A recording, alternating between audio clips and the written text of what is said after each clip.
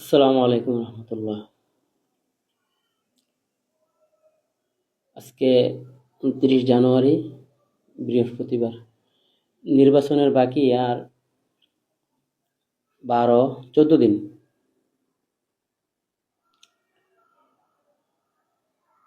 আপনারা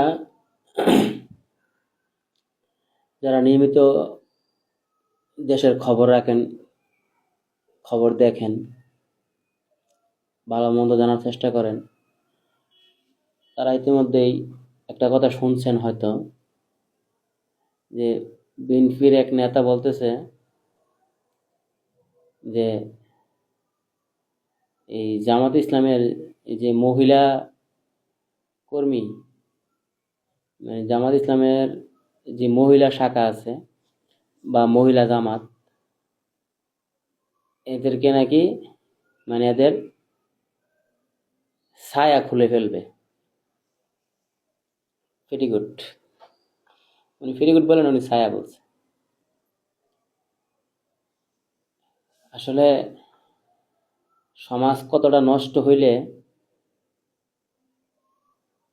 একটা রাজনৈতিক দল কতটা দেউলিয়া হইলে এই ধরনের অশ্রাব্য ভাষা, মানে রাজনীতির ময়দানে একজন সংসদ সদস্য প্রার্থী হিসেবে বলতে পারে, মানে এগুলো আসলে মানে ঘৃণা করতেও ঘৃণা লাগে। রাজনীতির মধ্যে প্রতিদ্বন্দ্বিতা, প্রতিযোগিতা এগুলা খুব ন্যাচারাল বিষয়। যে কোনো কারণে হোক, যার আদর্শ যাই হোক, উদ্দেশ্য লক্ষ্য যাই হোক, যেহেতু একটা প্রতিযোগিতা, এখানে প্রতিদ্বন্দ্বিতা থাকবে। আসলে তারা এত মহিলা জামাতের প্রতি খেপা কেন জানেন? এটা মানে একবারে খুবই এই একটা, কি বলবো, মানে এক ধরনের বিপ্লব ঘটে গেছে বলতে গেলে মহিলাদের মধ্যে। বিশেষ করে এই যে 5টা বিশ্ববিদ্যালয়ে যে শিবির জিতছে, এখানে মহিলা ভোটাররাই বেশি শিবিরকে ভোট দিছে। মানে শিবির যা ভোট পাইছে, তার অধিকাংশ ভোট হচ্ছে ভার্সিটির মেয়েরা। তো বর্তমান সমাজেও মানে নারীদের মধ্যে একটা, আমরা ওই যাই তো বাসায় গলি গলি গলিতে, মানে এরকম অনেক বিএনপির নেতাকর্মী আছে, বিএনপির সমর্থক আছে, তাদের বউরা জামাত করে। এটা খুব আশ্চর্যের বিষয়। কিন্তু জামাত ইসলামের এই বউ আওয়ামী লীগ করে বা বিএনপি করে, এটা কিন্তু খুব রেয়ার। হয়তো কয়েক লাখের মধ্যে কয়েকজন পাওয়া যাবে। কিন্তু এটা অ্যাভেলেবেল আছে যে বিএনপি বা আওয়ামী লীগের স্ত্রীরা অধিকাংশই জামাত ইসলাম করে বা কোনো না কোনো ইসলামিক দলের সমর্থন করে।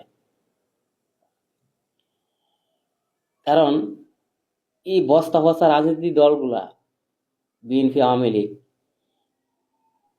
তারা নারী অধিকারের নামে নারীদেরকে শুধু ব্যবহার করছে। আসলে যখন পরিবর্তনের জোয়ার আসে, দেখেন জামাত ইসলামী দেশের মধ্যে 80 বছর রাজনীতি করতেছে। 80 বছর কিন্তু জনগণ জামাতকে চিনেও নেই, বুঝে নেই। কিন্তু ঠিক সময় মতো আল্লাহ তালা একটা মানে পরিবর্তনের আবহাওয়া সৃষ্টি করে দিছে এবং মানুষের মধ্যে সেই বুঝ ঢুকাই দিছে। আপনি চিন্তাও করতে পারবেন না, এমন এমন মানুষ মানে জামাত ইসলামের পক্ষে কথা বলে এখন, যারা ভালো করে ফুপ্পসিমও চিন্তা করতো না এক সময়, কিন্তু এখন তারা দাঁড়িপাল্লায় ভোট দিবে, একবারে সংকল্পবদ্ধ। তো এই নারীদের যে জোয়ার, নারীদের মধ্যে থেকে যে বিপ্লবটা সৃষ্টি হয়েছে, ইনশাল্লাহ জামাত ইসলাম তো জিতবেই, ইনশাল্লাহ জিতবে এবং বড় ব্যবধানে জিতবে। এটা আপনারা সবাই বিশ্বাস রাখেন। যা 11 দলীয় জোট অনেক বড় ব্যবধানে জিতবে ইনশাল্লাহ। এই আগামী 12 তারিখ, 12 ফেব্রুয়ারি যে নির্বাচন হবে, অনেক বড় ব্যবধানে এই 11 দলীয় জোট জয়লাভ করবে।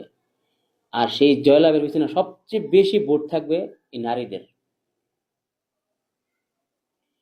এগুলোর অনেকগুলো সায়েন্টিফিক কারণ আছে, সামাজিক কারণ আছে, পারিবারিক কারণ আছে।